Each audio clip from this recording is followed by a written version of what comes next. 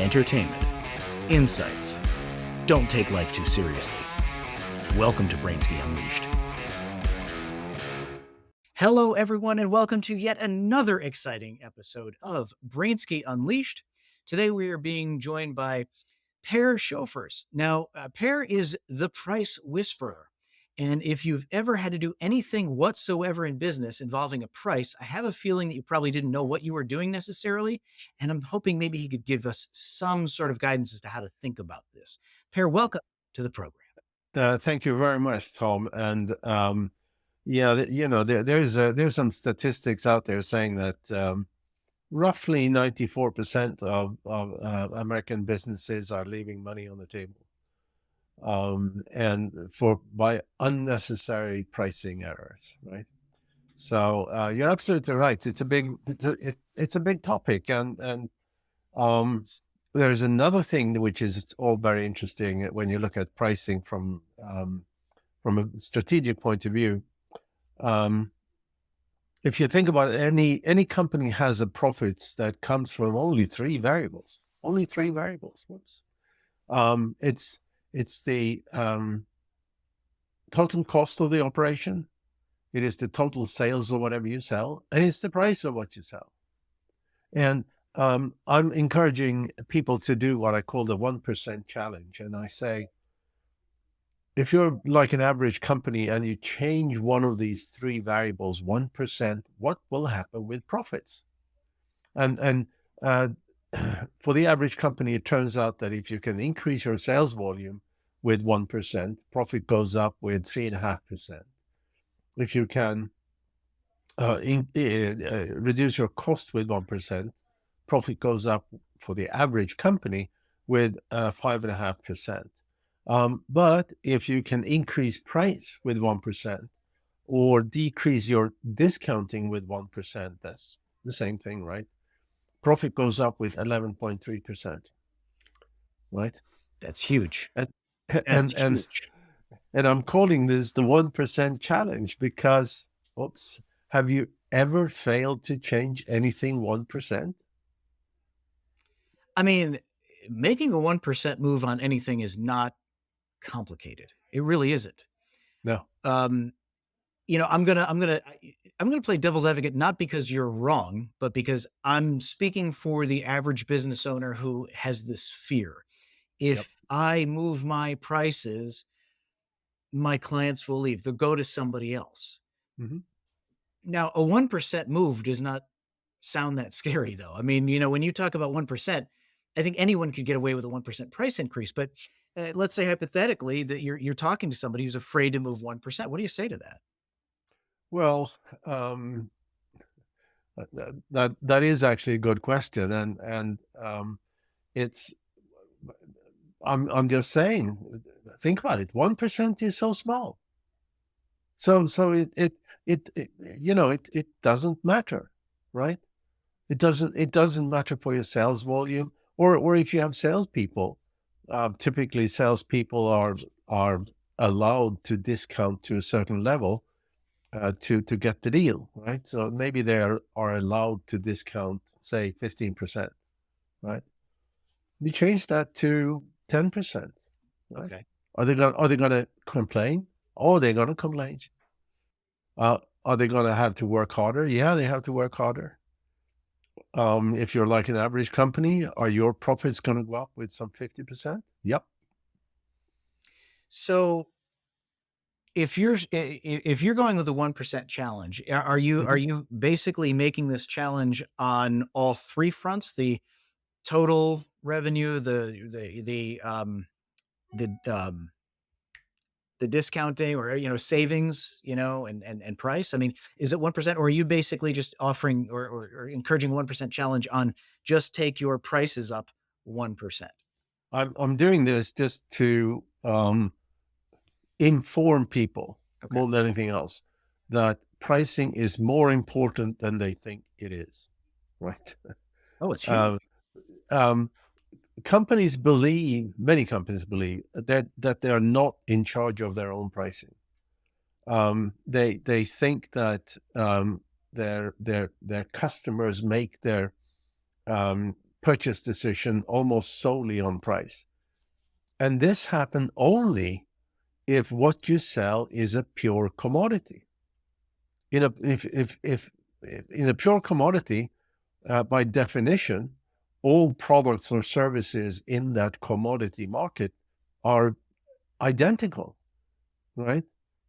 And and because of they are identical, grains, pork bellies, what have you, Mhm. and that the lowest price wins. But even in a commodity business, you can differentiate yourself. I mean, think about how the various gas companies, trying to convince you, the buyer of gas, that their additive is better than the next guy's additive so that they can charge, 10, 15, 20% more per gallon, right? When in reality, it all gets burnt through the tailpipe anyway. Most of us don't care. Most of us don't care, and whether these additives actually make a difference or not, I have no idea. So, if you're talking about a business or a sector of business that isn't necessarily a commodity, but it is being treated as a commodity Mhm. by the buyers within that sector, how can that business or sector react to that? Brainsky Unleashed is powered by ProfitMax. Did you know that 93% of businesses overpay on their taxes? Do you pay too much in taxes? A recent study showed that businesses are overpaying between 34 and 71%. ProfitMax is proven, legal tax strategy solutions to reduce your tax burden. I'm not only a client, but I even joined the team to help other business owners just like me pay only their fair share and nothing more. Go to profitmax.co. That's profitmax.co. Profitmax.co to find out more. You can even connect with me there, as you should. And I'll help make sure that your tax bill is legally as low as allowed. ProfitMax. Keep your cash. The There's something called pricing power, and pricing power is a term that was coined by Warren Buffett. He was interviewed by, I think, interviewed by the FCC or some federal uh, body back in 2008, and they talked about how sort of his investment strategy, if you like, and and and and and what he said was that the most important criterion for where he put his investment money is whether the company he invests in has pricing power, right? And then he continued to say, and pricing power is the ability to increase prices without losing sales volume, right? So if you're in a market that is where the buyers believe it's commoditized in one way or another, that is because that market niche, the vendors who serve that market niche, um, have completely failed to differentiate themselves in such a way that they have some pricing power. And in some areas, having pricing power means that you can be, and if you have a commodity like product, um, may mean that you can price yourself 3, 4, 5% higher than the rest. If you're not in the commodity market, um, you can you can often price yourself much higher, right? If you can differentiate yourself in ways that are meaningful to the buyers. And I think that's what's tough in some situations. I'll give you an example. I own a business in the dental laboratory sector. And so in the dental laboratory sector, you have dentists who are buying, crowns, bridges, dentures, implants, things like that. Now, uh, this may have been something that wasn't a commoditized um, sector many years ago, but due to globalization, especially, it doesn't matter whether the dentist is in, California or the dentist is in New York or the dentist is in, Cheyenne, Wyoming, they have the ability with the click of a mouse to send a case to, say, China Yeah. or, something that's someplace where they're going to get insanely cheap labor, probably insanely cheap, materials and still have the same restoration, delivered within a reasonable amount of time.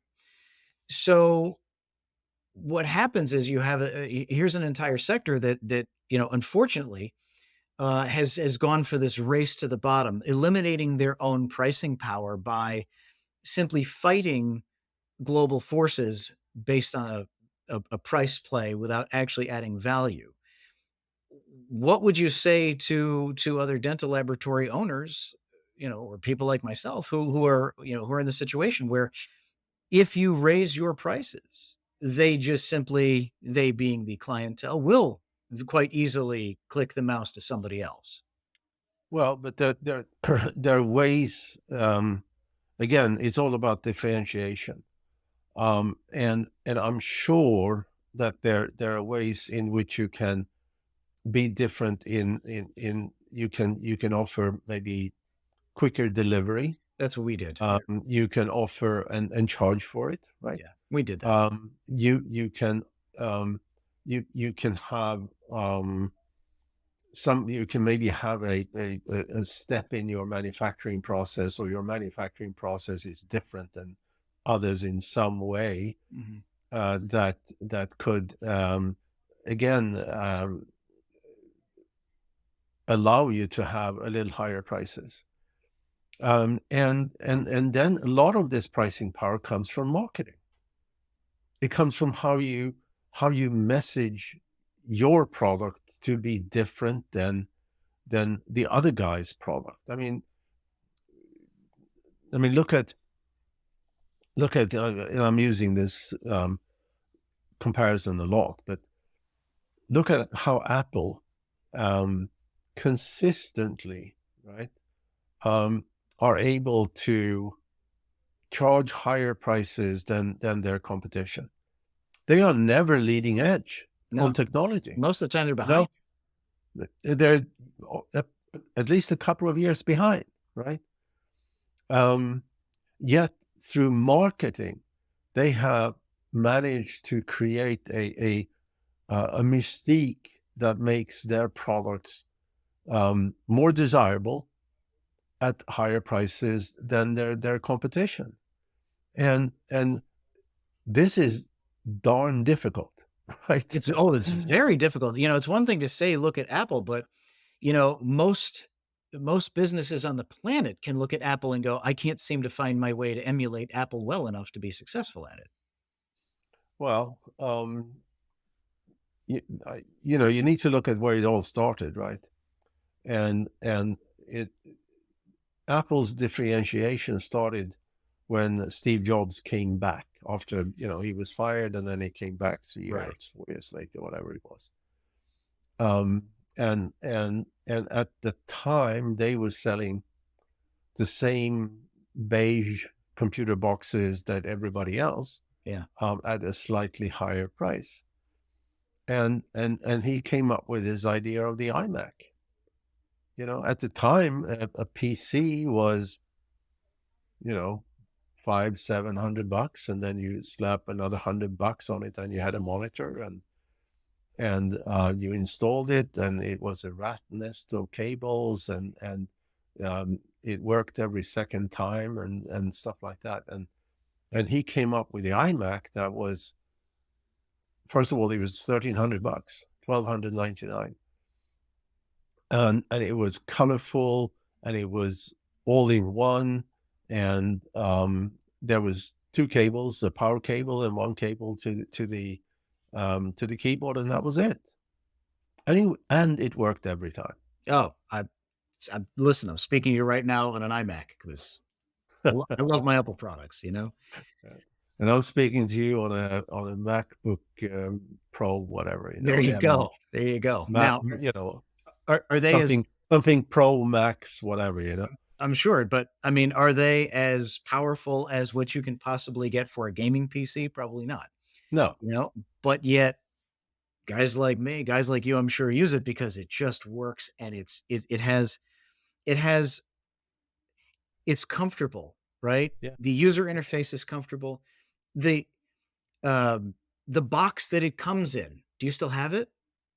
Is it in your Oh, closet? not the no, I don't think so. Okay, Not the most it's Apple I still users believe have I their packaging.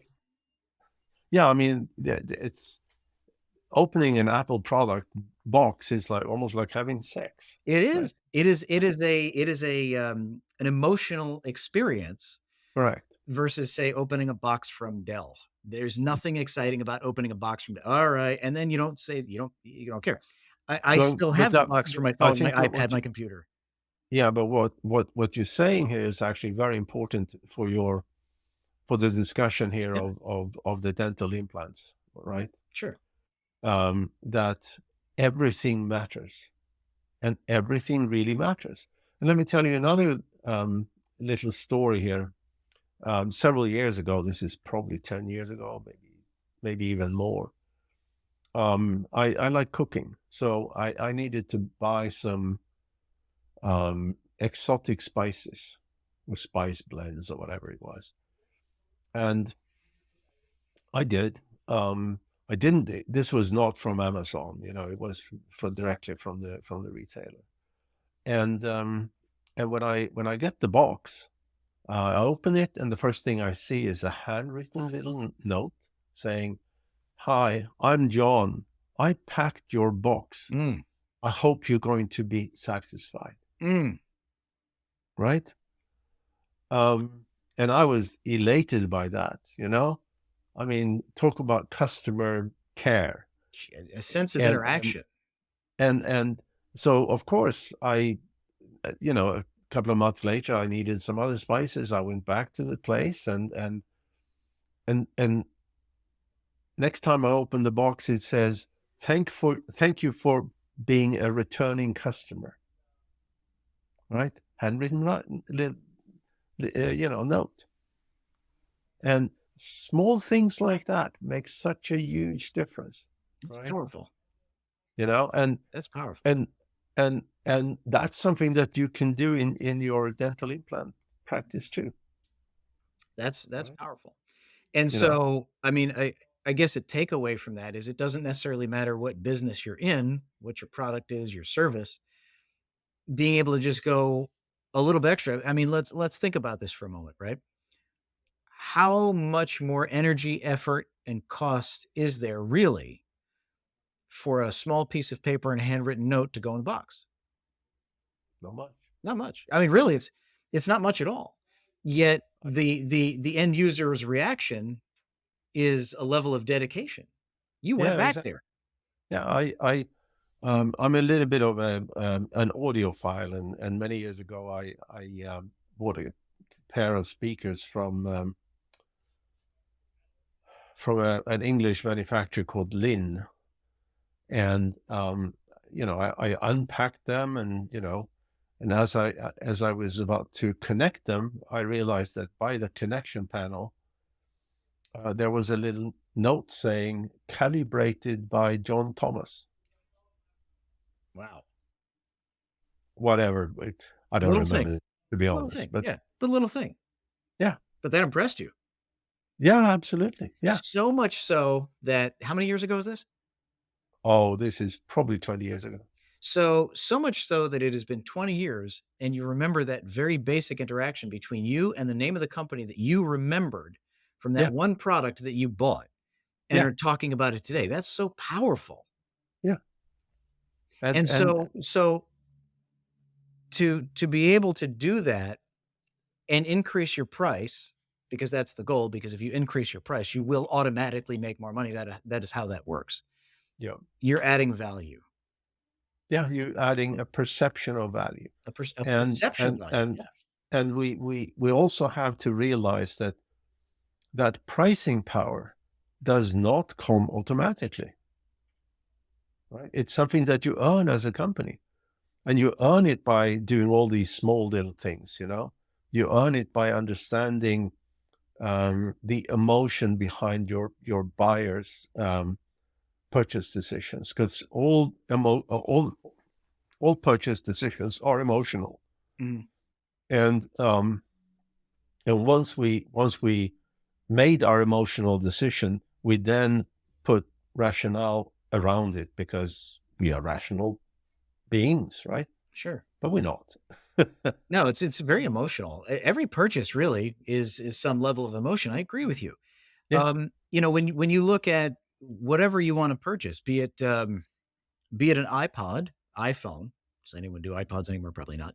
Be it an iPhone or a bottle of water. You're in the store and you're looking and you go, geez, that Dasani bottle, it may cost a little bit more than the store brand, but I want that one. There's an Yes. emotional reason behind it. It doesn't have anything to do with the quality of the water. Probably bottled in the same place, Yeah. you know? Uh, Absolutely. And there's, I mean, if we own that particular subject, I mean, if you look at two considerations here.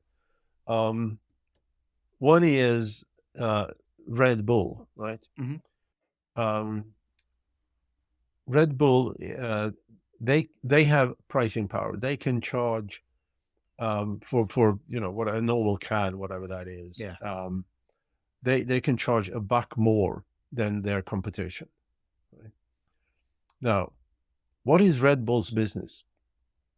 Red Bull's business is to be an extreme sports company, right? Mhm. And they monetize that by selling sugary water. Hmm. You know, Yeah. that's how they do it. About 10 years ago, I read also, you know, similar. About 10 years ago, I read an interview with the CEO of Rolex, right? And this journalist asked him to make a comment on the state of the Swiss watch industry, to which he said, "I don't know. We are not in the watch industry." Mm. Right? They're in the lifestyle industry, Which right? makes a lot of sense. And then they and they obviously been very successful in what they done. They had, if you read the story of Rolex, they did way back when they did some really groundbreaking technology um, uh, advances in watches. It was a UK company from the start, and it moved down to Switzerland. And but now it's commodity things, so you have to differentiate yourself with brand and so forth. So using branding to shift the buying criteria from everyone else on the market to you, thereby also giving you the freedom to increase your prices and make more money.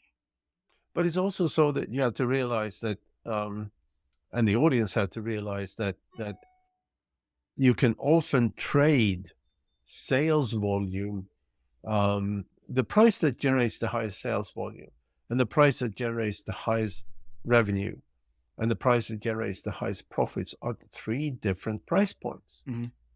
right?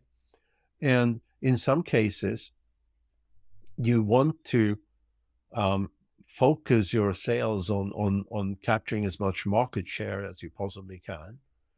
At some points, or for some product or services, you may want to focus on uh, um, pricing for profitability or revenue. Mhm. And the interesting thing is that if you price for revenue or price for maximum profitability, you are going to have initially a smaller market share, but it is going to give you the resource to um, to develop the market more than your competitors.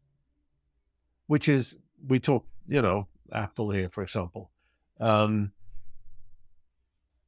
it is, if you look at almost any market, the market leader is the high priced, high value option. Almost always. Right. That's And that's a and that's a tough pill to swallow for a lot of businesses. I know, because almost all business, well, first of all, where are these price points? You need to know where those price points are. Right. You can't just guess, right? So how do And you and how does a business owner be able to really evaluate the price point of the widget that they're making? I mean, do you focus on what is the competitors doing? Do you focus on what are my costs for manufacturing plus X amount of desired profit? Like, how do you decide where you want to be? well, the reason I got into this pricing stuff is that I've been running companies, a couple of them in Europe and several of them here in the US. And because pricing was just a general interest area for me, we did experiments. And some of those experiments were very successful, meaning that next quarter revenues are up 25%. Uh, Others were complete duds. And what I learned in business school about pricing was so academic and theoretical that it was just BS, right? So eventually, you know, I decided that I was too old and too opinionated to be a hired gun. So instead of being a hired CEO, I set up my own company. Um, and I took that interest in pricing and developed a process to make every pricing experiment a success. And and that is to first of all realize that you have to take a holistic view on pricing, because everything you do in your company, how you market, how you go to market, how you present yourself, how you position yourself, which features, functions, and benefit you push, how um, how you target your customers. All of this affects how you can set prices. So I developed a process which is based on pricing research, um, essentially market research on steroids, right? Mhm. That is done online, where you get correlations of how everything you do in your company, how it affects um, how you can price, and which marketing messages leads to higher sales, as opposed to which marketing message leads to the highest profits, Mm, because those are not necessarily the same, correct. right? What customer targeting allows you to do higher, more profitable prices than targeting other kinds of customers, right? And so forth. So it is that holistic view to realize that pricing doesn't live in a vacuum, and everything you do in your company affects how you can set prices. And let me give you another story here. We worked with a company. They sell. This is a few years back. They have these dispensers for purified water, Okay. that you can find in grocery stores and Yeah. stuff like Yeah. that. And they cover about 2 dozen states, roughly. Mhm. And they came to us and said, we tried to increase prices like 7 years ago, 8 years ago, and it just backfired. Right? And so when we did this particular pricing research project, we found that there was a different marketing message, or rather positioning of the company, that would support higher prices, right? And the CEO got so excited about that. So the next day, right, they changed not only did they change the website, but the next day they changed the messaging on these dispensers, and they increased their price, right? Um, that gave them another 40 million bucks a year in That's additional profits. that's a really big number That's a big for number. one change, right? One change, That's huge. because we could demonstrate that if you position yourself this way, you use terms that have emotional associations Yeah. different than the terms you use now that doesn't have emotional Yeah. associations. You can increase your price, and your sales volume is not going to suffer. That's incredible. Okay, You so know? we are running out of time. Unfortunately, this has actually been Oh, incredibly insightful. I thoroughly appreciate having this conversation with you. If anyone wants to learn more, hear more, or get to connect with you for possibly even working with you or anything like that, if that's even possible, how could they find you? well, first off, I got a book. It's called The Price Whisper: A Holistic Approach to Pricing Power. And the best way to find me or my company, and I have a YouTube channel, stuff like that, is simply to do a Google search for The Price Whisper. Okay, You're gonna get about 1 million hits or thereabouts. And much of this is, you know, much of this is a sort of a learning process, because what we do is something so unique, right? And individuals who want to take their company to the next level by using pricing really they need to educate themselves. Because again, like I said, pricing, everything you do in the company affects how you can price, for sure, you know? So, absolutely. So again, that is the Price Whisperer. Highly, highly, highly recommend getting the book. I will be getting the book and mm, probably watching your YouTube videos as well. This is something that I think most business owners really should be looking into because it's such a critical part of what we do every day. It affects everything that we do. It affects our bottom line, and we typically don't get it right. So, Pear, again, thank you so much for joining the program. And I'm going to be reading that. I'll be starting to read that book tonight. all right. Well, thank you very much for your time, Tom, and I hope the audience found it this of interesting and a little entertaining as well. Absolutely. Wow. So again, everyone, that is the Price Whisperer. The Price Whisperer. One more time, the Price Whisperer. Look into it. Let's get everything running back and get things back on track because as businesses go, we all suffer for this exact reason. Yep. Thank you so much.